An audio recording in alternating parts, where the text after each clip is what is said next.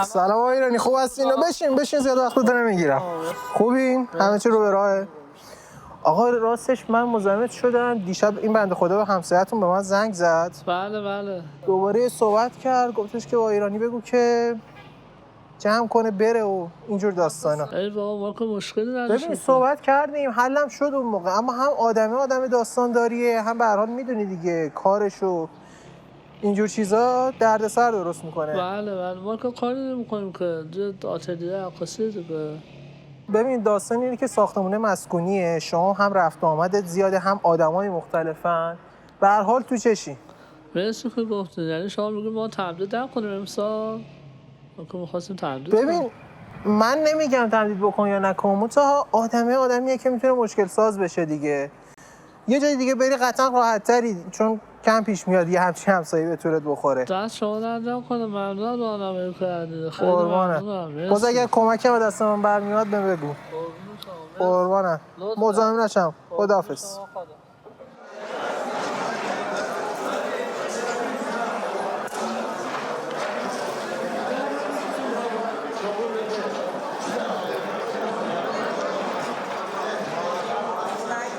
ببین اینا برندش امریکاییه، خب بعد سر اینکه تحریم هم هستیم نمیاد اصلا این مارک، مگر اینکه مارکای متفرقه بگیری دیگه. اگه اون برندو میخوای باید وایسی تا تحریم تموم شه.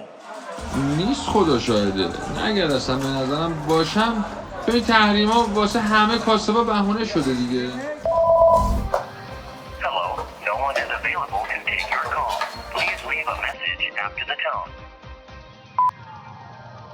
الو سلام. آره بابا پیسیمو گم کردم. خوبی تو؟ آها نهار که نخوردی؟ خب باشه بیا ببین. خدا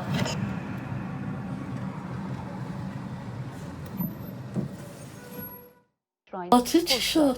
دوستش هرچی گشتون نبود. خانومم پیدا نکرد فرهاد. اونم پیدا نمیکنه. حالا سرمک چی داستان جدید داریم. اومدم بیان بیرون بود ساختمون آتلیه صدام کرده. میگه من بلنش، میگه من صابخونه دارم. میگه نه این واحد 4 هم که اون سری داستان درست کرده بود، اون گروه داده میگه اینو باید برم. آخه یعنی چی؟ یعنی چی نداره دیگه، گروه داده سر مشتری ها و شاگردهایی که میرن. حالا به محصول چی نگو فعلا تا ببینم چی میشه، ولی مثل که من بلند شم. سلام خوبی؟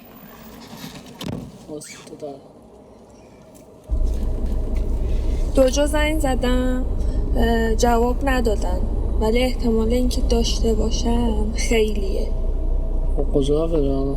لوکیشن گرفتم، رو ویز میزنم بریم. باش. اسم ایماریتون چیه؟ قول نمیتونم بگم. چی اسمش؟ چی اسم سختیه؟ تریچز خالص.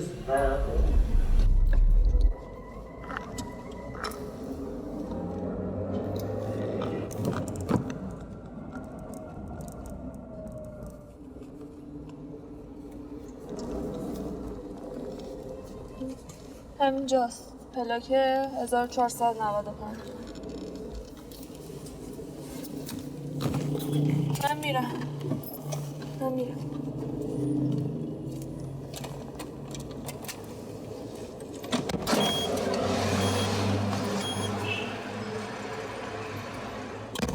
ده داره؟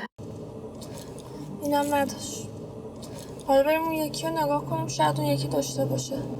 بعید میدونم ولی شاید داشته باشه.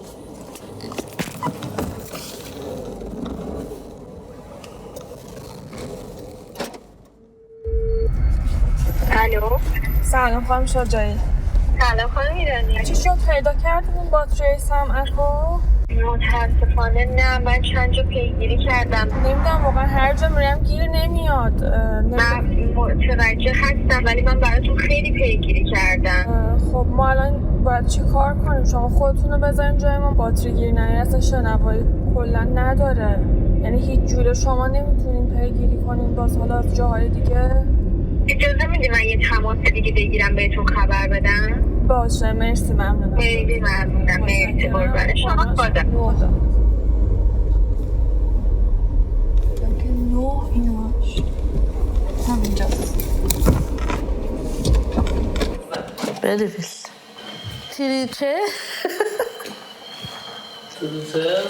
تریچز کالیل تریچز کالیل.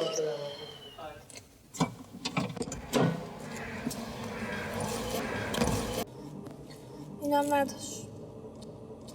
خانم شجاعی زنگ زد گفت که 2 ورق میتونه پیدا کنه برامون. خوبه دیگه تا 2 ورق میرسه تا زمانی که ایرانی. آره بهتر از چیه. بریم؟ بریم اونجا. کجا فقط؟ نه تو جمهوریه. لوکیشن ازش گرفتم. باش. بریم.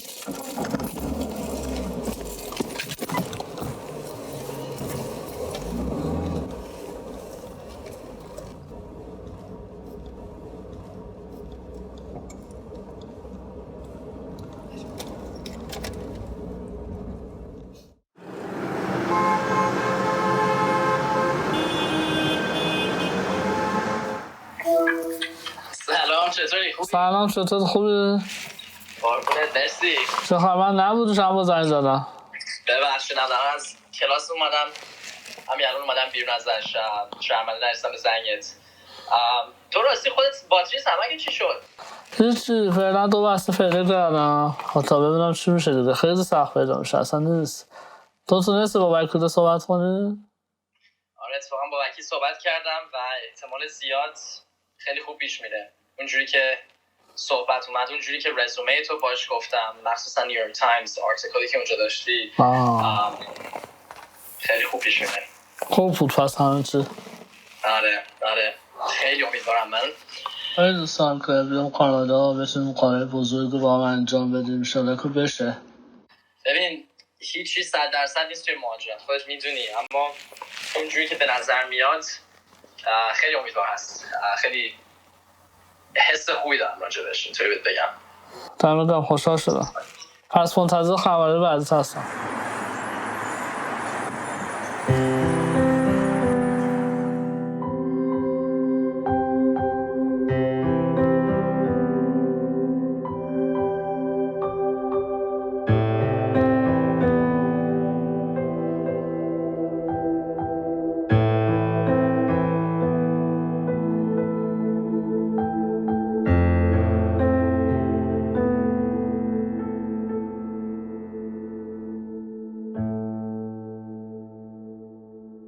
من باید سلام میدیم چیزی بگم اینا 8 سال بزرگترم. شما 8 سال بزرگتری. سلام علیکم کنم چیکار؟ هیچ. سلام علیکم. مامانم اینا حتما قطعا چیز بودن تو شوک بودن چرا دخترمون اینجور شده فلان اینا، چون تا اون موقع به ما نگفته بودن و ما همچی چیزی تا 1-2 نسل قبلمونم جور که پدرم مادرم میگفت نداشتیم. خودم که اول کوشگیر بودم زیاد جایی نمیرفتم ولی از 7 سالگی دیگه بیشتر شد که رفتم مدرسه و اینا. بچه ها همه از من میترسیدن فرار میکردن نمی اومدن جلو. بعد برام یه گوشه حیاط وای میستادم خودم متوجه نشده بودم که مثلا اینجوری من مثلا با بقیه فرق دارم. چرا مثلا اینجوری به من از من میترسن. آخه ممکنه شما باورتون نشه میگفتش که ابی نداره میگذره ابی نداره. میمدن میگفتم با من درد دل میکرد میگو آره اذیتت کردن مثلا چی شد میگه ابی نداره. آره عطیفه جون چیکار کنم نمیفهمم. من زشتم دیگه. بچه ها اولش قبول نمیکردن مثلا نمیشستم پل من و دوری میکردن تا اینکه مثلا بعد 6 ماه دوست پیدا کرده. پس چهره چیزای قشنگتر داشت. خیلی چیزایی بود که آدم باید اونو میدید. ما اونو میدیدیم بیشتر. حالا آدمای دیگه مردم اون ظاهر رو اون لحظه رو میبینن و حقم دارن ولی یه مدت که باش برخورد میکنن خوشبختانه اینو میگیرن میفهمن همه. خانواده‌ام خواهرام برادرام خیلی خوب عادی برخورد میکردن و من فکر نمیکردم برم مدرسه اینجوری مثلا به من اینجوری نگاه کنن. تنها حرفی که من خیلی روم اثر گذاشت یه روز که خیلی تو مدرسه اذیتش کردن با عطیفه من زشتم دیگه، حق دارن که به من بخند. من 7 بار تو انگلیس صورتم عمل کردم. دکتر که رفته بودم، دکتر خانوادگیم، ایشون برام چیز کردن، گفتم باید بری اونجا عمل کنی بهتره. یه دکتری معرفی کردن، برام وقت گرفتن و بری اونجا این عمل رو انجام میدن. گونه ها، چشمم، فک و بله. وقتی برگشتم چند ماه بعدش یه تلفنی شد. بعد از ظهر بود، میخواستم به یکی زنگ بزنم، اشتباهی افتاد، با یه خانم شروع کردم به صحبت کردن. بعد یکی زنگ زد و گوشی رو برداشتم و اینا، یه آقایی اومد گفتش که منزل فلانی و اینا. بعد گفتم نه اشتباه گرفت. اشتباهی که گرفته بودم 2-3 بار زنگ زدم، نشستیم باهاش صحبت کردم. من دیدم یه صداش یه جوری عجیب میاد واسم، این چرا اینجوری حرف میزنه. قطع کرد، دوباره زنگ زد. بعد گفت میتونم باهاتون دوست بشم؟ گفتم نه. گفتم من مزاحم نیستم، اگه دوست داشتی زنگ بزن، این تلفن جایی که من کار میکنم. و گفتم بابا من به خاطر اینه که نمیتونم، مشکل دارم. این بار زنگ زدیم، آخه قرار شد هم دیگه رو ببینیم. شما اگه منو ببینیم میترسم شما ناراحت شید. خواستم ببینمش، شروع کرد قیافش گفتن و گفت نه من اصلا ناراحت نمیشم و یه خواهش میکنم یه قراری بذاریم با هم همدیگه رو ببینیم. وقتی دیدم من جا خوردم، گفتم خدایا مگه میشه یه آدمی انقدر فرق داشته باشه. همدیگه رو دیدیم و خیلی عادی بود، خیلی عادی با من برخورد کرد، خوب بود. تلفنی صحبت میکردیم، میومدم میدیدم میرفتیم، یه گشتی میزدیم میومدیم. این شد بهش پیشنهاد ازدواج دادم. تا اومدن خواستگاری و عاشق شدنش، ازدواجش بود. خیلی خوشحال شدیم. اصلا ما رو پای خودمون چیز نبودیم، رو پای خودمون اصلا نمیتونیم، یعنی واقعا یک شور حالی داشتیم هممونا. با مشکلات خیلی روبرو شدن. خب مادر پدرش، مادر شوهرم مخالف ازدواج بود. حقم داشت، بله حقم داشت، من بهش حق دادم. ولی خود آقا رحیم همسرم میگفت نه میخوام با این ازدواج کنم و این اتفاقم افتاده. یادم نمیره هیچ وقت مادر شوهرم تو مراسم خواستگاری به من گفتش که یه خودکار یه کاغذ میاری برام. منم آوردم براش و گفتش که آدرس خونه تو بنویس برام. من همونجا نوشتم آدرس خونه رو اینا بهش دادم و اینا گفت نه مرسی قبول شده. چرا اینجوری؟ میخواست امتحان کنه که مثلا ببینه که من سواد دارم ندارم، فکر کنم. آره خیلی نگران بودم، ترس داشتم. اون زمانی که حامله بودم ناراحت بودم که وای نکنه اینجوری بشه، نکنه مثل من دوباره این ناراحتی ها این مشکلات. صبح ساعت 6 رفتیم بیمارستان. تابستون بود.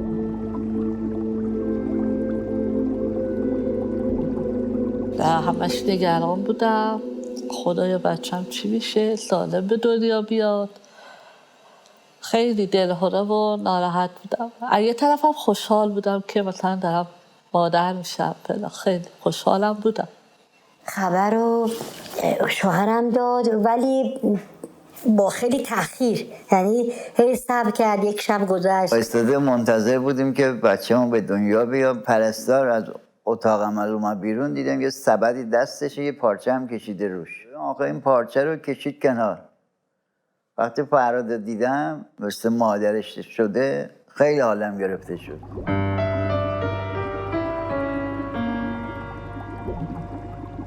خب اون لحظه پدر مادرم هم خیلی متاثر شدن، ناراحت شدن. دیدم همه چهره ها ناراحت، ولی شوهرم نه. یعنی اومد و گفت نه بچه خوبه. گفتم چیه رحیم؟ بچه خوبه سالمه؟ گفت بله خوبه سالمه، نگران نباش. مامانم چقدر آخه مامانم. گفتم خب چه نمیارم بچه رو من ببینم، تو رو خدا به هم بگی چیزیه. وقتی که بچه به دنیا اومد ما دیدیم که شبیه مادرش شده، خب خیلی متاثر شدیم. بچه خود مشکل داره، خیلی ریزه، اینا ناراحتن، میگن شاید نمونه. آروم رفتم اونجا، دیدم تو اتاق بعدن رو زدن عقب و بچه رو آوردن و دیدم و چیز شدم. اول بودم خدای شکرت که بدنش سالمه، ولی بعد ناراحت شدم از اینکه خدا ای وای اینم مثل من، الان ببینم بچه‌م باید اینم سختی بکشه. یادم بدی دفعه دیگه همش چرخ خورد تو دور سرم. گفتم وای حالا باید این فرهادم این ناراحتی ها رو بکشه با این مردم، وای خدا چی میشه. خیلی ناراحت شدم. ولی چون ما سابقه خواهر خودمون رو داشتیم از نظر فکری، مغزی و همه چیز سالم بود، فقط صورت بود، باز این جای خوشبختی رو داشت. گفتم خدای شکرت، بازم خدا رو شکر. فقط من یه سوال هم از خدمتتون، این احیانا ممکنه که کارت گارانتی اینجا داشته باشه؟ نه اصلا برندش کنم؟ دست شما هم درد نکنه. انشالله که هر جا میرید موفق و مؤید بشید. قربانتون سلام برسونید به خانمتون. خدا نگهدار. چطوری؟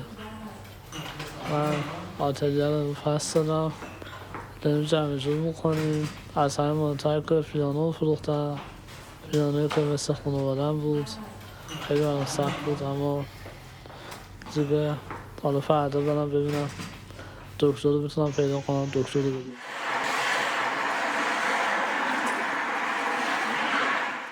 خب الان تایم کاری ما نیستش، پس بنابراین ما میتونیم تلفن رو اصلا جواب ندیم. تابستون سال 1384 بود. حاشیه خیابون که داشتم میرفتم تو پیاده رو فرهاد رو دیدم. من فقط دیدم یه نفر با یک چهره متفاوت از دیگران داره تو عرض پیاده رو عبور میکنه و من یادمه که میخواستم خیابون رو رد کنم اما رد نکردم. برگشتم اومدم و خیلی جدی انگار که دارم اسم یه نفر رو صدا میکنم گفتم تریچر کولینز. دیدم برگشت به من نگاه کرد، خندید، گفت اسم دارم.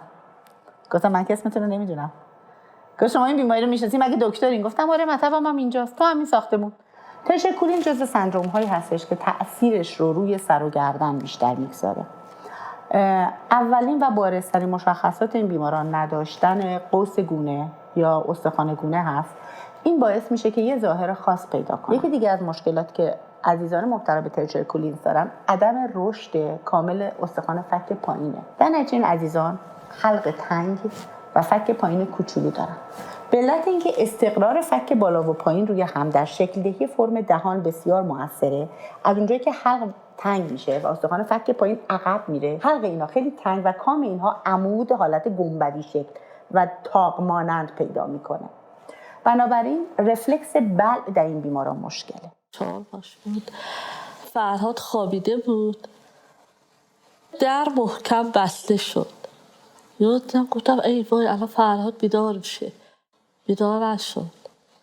بعد متوجه شدم گفتم نکنه کمی شنواییش کم باشه فلان اینا. امتحان کردم، دست زدم اینا، دیدم نه یک کمی شنواییش کمه. به علت اینکه ساختار گوش تحت تاثیر قرار میگیره، عزیزان مبتلا به تریچر کولینز میتونن درجاتی از کم شنوایی، ناشنوایی، شنوایی یک طرفه، این مشکلات رو توأم با شنوایی به خاطر ساختار گوش نه اثر شنوایی داشته باشن.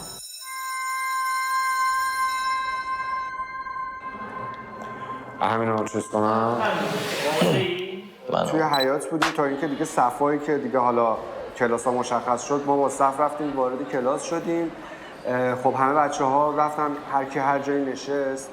چند تا نیمکت خالی بود و فرهادم نشسته بود. البته خب اونجا همه استرس داشتن، خودم هم تقریبا استرس داشتم.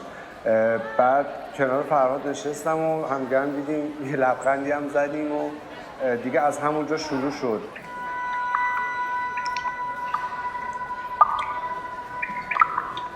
خودش اصلا پسر گوشه‌گیری نبود، خیلی شیطون بود و واقعا یه دوستی بود که هیجان کودکی و من با فرهاد تجربه کردم، چه بسا بیشتر. سال اول راهنمایی ما وارد مدرسه شدیم، یه جو خاصی بود.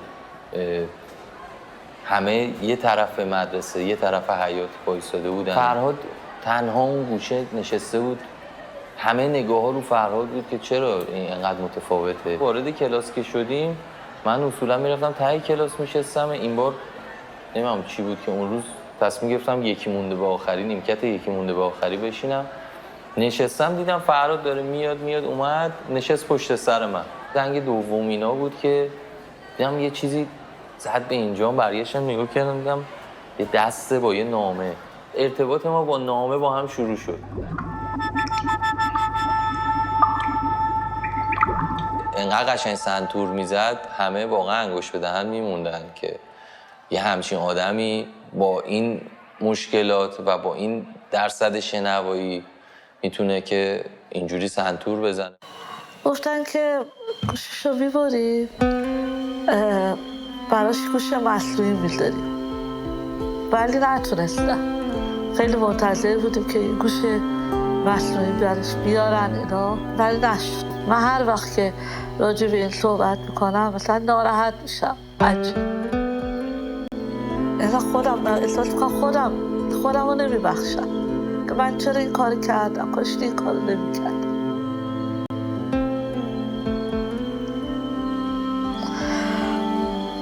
نمیتونم چی بگم. خیلی سخت بود برام، خیلی سخت بود.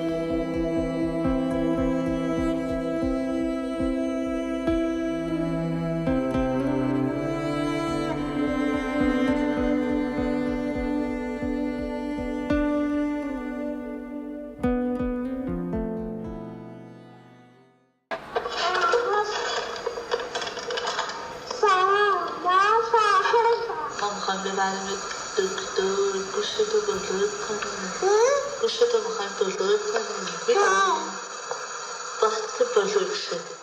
خیلی کوچیک بود که رفت تو کار موسیقی، خیلی بچه بود. با اینکه مشکل شنوایی داشت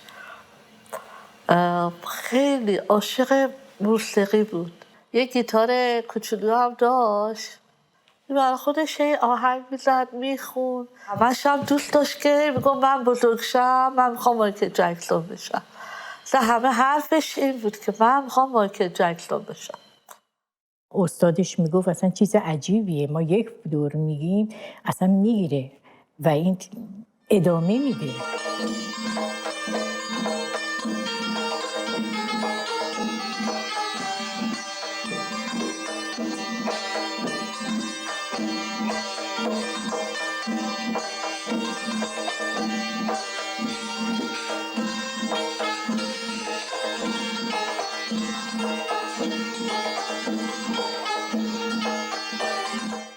فرهاد 9 سالگی رفت مدرسه، به خاطر عملش نتونست بره و این 1 سالم تو خونه درس خوند. برای ثبت نامش رفتم قبول نمی‌کردن، میگفتن که اگه فرهاد با این پسر قبول کنیم حواس این بغل دستی‌ها و بچه‌ها پرت میشه، ما نمیتونیم، بچه‌ها ناراحت میشن. کنسل شدم. من که چند دفعه به گفتم انسان بهش خوب نیست. آیدی زن زده بوده که کنسله. لحظه آخر من باید بفهمم یعنی جا برای من نیست. این همه اینو بفروش، اون کارو بکن، آخرش هم این خیلی دلشش مثبت. من نمیدونم چرا یه دفعه همه چی برعکس شد. شانس من دیگه اصلا حالم خوب نیست. نمیدونم الان نظرت چیه روی ترکیه؟ حالا میخواستی بری کانادا، نشده که نشده، حالا زیاد مهم نیستش به نظرم. حالا اون در آینده بعدا میتونه اتفاق بیفته. ترکیه هم به نظرم جای خیلی خوبیه برای استارت. حالا اینجا کار هست، اکثرا ایرانی هم اینجا همه رو میشناسی، همه تو رو میشناسن. اون قربت هم که مثلا ممکنه تو کانادا حس کنی توی ترکیه حس نمی‌کنی، چون نزدیک ایران و 3 ساعت پروازه دیگه، هر موقع دل تنگ بشه راحت میتونی برگردی یا با یا خانوادت بیان پیشت.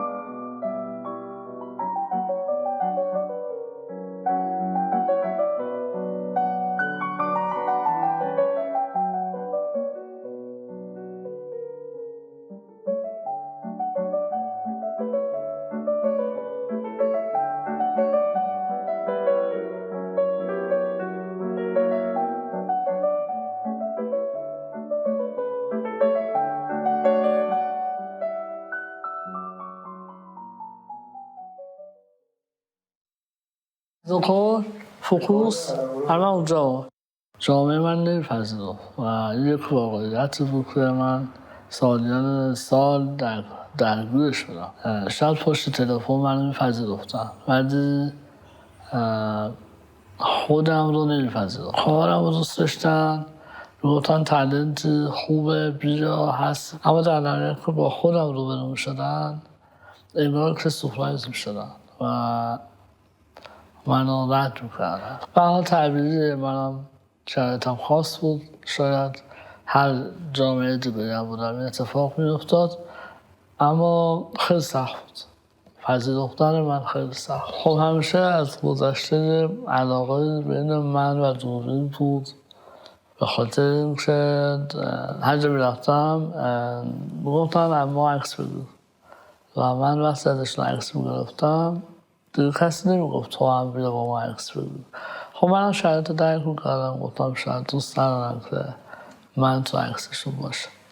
برای همین این رفاقت به قول معروف بین من و دوربین از اینجا شروع شد و از اینجا شکل گرفت. من دوربین نداشتم، همیشه با دوربین دیگران و فامیل اینا عکس مینداختم تا یه روزی بعد از مدت‌ها حالا مسافر کشی میکردم، دیجی بودم، همه کار میکردم، یعنی هر چی که از دستم برمی‌اومد انجام میدادم که فقط یه پولی جمع بکنم بتونم دوربینی که دوست دارم بخرم. بعد از اینکه دوربین رو خریدم خب یه دوربینی بود که نیمه حرفه‌ای بود و من 1 سال 1.5 سال کار کردم با دوربین. بعد از اون دیگه یه آدمی شده بودم که دنبال بهترین دوربین بودم. اون زمان خیلی برای من سخت بود چون من سخت پول درمی‌آوردم و توی خونه بودم، توی اتاق بودم عکس می‌انداختم. بعد از عکاسی‌ها و در واقع بیزینسی که داشتم کم کم دغدغه خودم در واقع اینکه از خودم چجوری عکس بگیرم که عکس خوبی باشه این سراغم اومد و عکسایی رو گرفتم که خیلی حالا متفاوت بود. دل همین داستان ها صاحب یه سبک شده بودم و خیلی جا پیش من می‌آمدن میگفتن عکسایی که خودت بگیری از ما بگیر، جزو یه سبک شده بود و میگفتن ما از اون عکس‌ها می‌خوایم. خیلی برام جالب بود، خیلی شاید اصلا به ظاهرش و به چهرهش دقت نکردم. چیزی که برام خیلی جالب بود این که خیلی ساکت و درونگرا بود. چند تا عکس نشون من داد، راستش هیچ انتظار نداشتم که از همچین آدم ساکتی و اینقدر خجالتی و همچین عکسایی ببینم. مثلا چند تا از دوستای خواننده‌ام بعد از من پیشنهاد بهش دادن که بیاد مثلا از اجرای لایوشون عکاسی کنه. همونقدری که خوشحال بودم فرهاد داره میره عکاسی میکنه، همونقدر نگران بودم که نکنه اونجا رفتار اوکی باش نشه، رفتار خوبی نشه. چون بعد از یکی از اجرا من شنیدم که وقتی که داشته عکاسی میکرده توی سالن مثلا براش جفا گرفته بودن که حالا نمیدونم چقدر سخته گفتن این.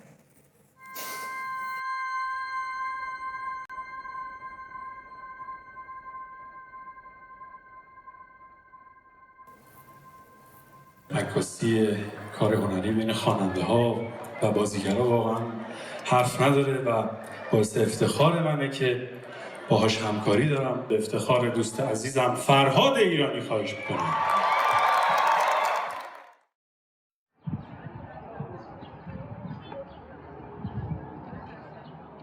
من اشکال داره تورنوا کنم. با یه اکیپ بچه های دانشگاه وایستاده بود که یکی از دوستای مشترکمون فرهاد رو به من معرفی کرد.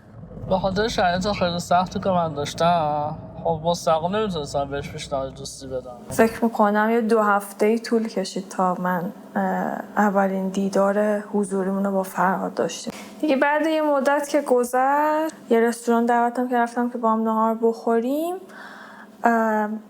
قاشق اول که اومدم بخورم برگشت به من گفتش که با من ازدواج میکنی، که من همینجوری و خشکم زد و اصلا موندم. گفتم که این چه اصلا من این سوال از کجا اومد و من نمیدونم باید اصلا چه جوابی بدم. گفتم که من نمیخوام از تو الان جواب بشنوم، فقط منو بشناس.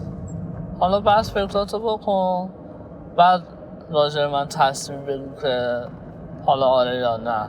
گفتم من اصلا امکان نداره خانوادم اجازه بده. یه جلسه فرهاد خواست که بیاد با پدر مادرم تنهایی صحبت کنه، در واقع خودشو بشناسونه به پدر مادرم. صحبت کردم، باز هم با این که رفت بابام همچنان میگفت نه، 1 سالی زمان برد. منم گفتم که شما اگر میخوای 10 سالم میخوای مخالفت کن، ولی من پای تصمیمم و انتخابم وای میستم، چون که شما فرهاد اونجوری که من میشناسم نمیشناسه. با 2 جلسه نمیتونید فرهاد رو بشناسید. در آخر پدر مهسا خب مثل مخالفت ها داشت، تبلیغ بود و در آخر قبول کرد و اون تایم که مخالفت میکرد به خاطر این بود که فکر کنم مهسا از اون ترحم باشه، احساس بچگانه باشه، چون نمیدونست ما خیلی همدیگر رو میشناسیم.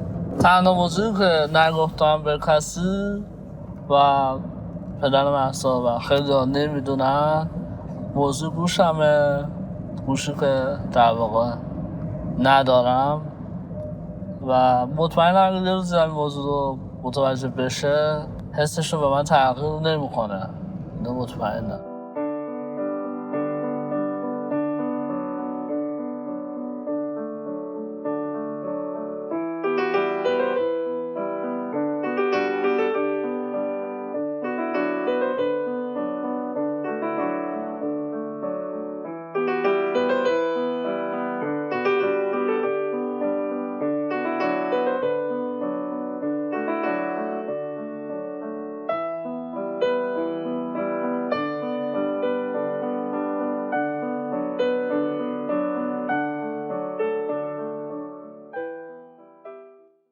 فقط من الان خوبم. من اولین بار که فرهاد رو دیدم خب قبلش یه پیش زمینه‌ای داشتم. خب یکی از مشهورترین عکاسای پورتره و عکاسای موسیقی بود. برنامه ماحصل تو ایران یه برنامه‌ای مثل اپرا شو یا مثل دکتر فیل، یه برنامه‌ایه که در مورد آدم‌هایی که معضلات زندگی باهاشون خیلی بیرحم بوده صحبت میکنه و توی ایران ماحصل پربیننده ترین برنامه تلویزیونی و فرهاد بالاخره قبول کرد.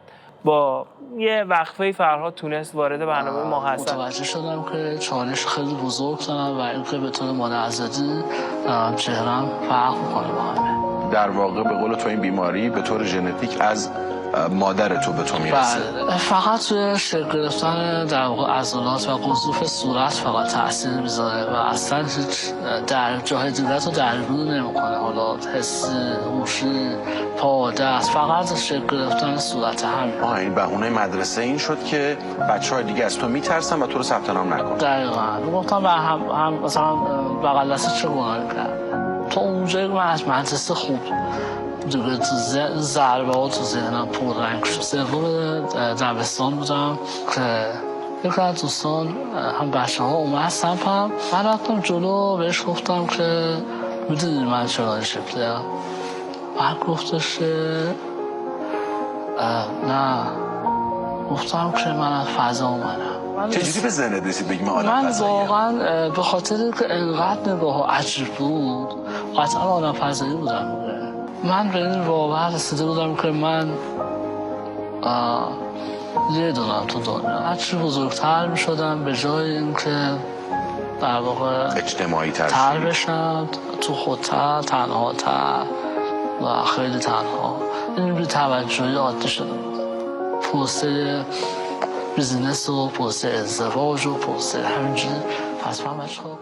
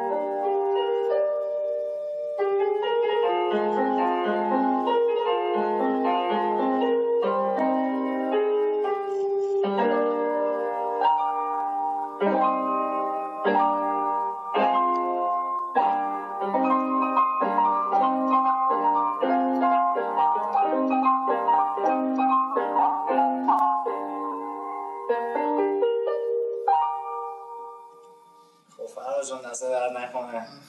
باید سریال رو کار میکنیم بعد موسیقی متن موسیقی متن اون سریاله. اسم اون سریال چیه فرار جان؟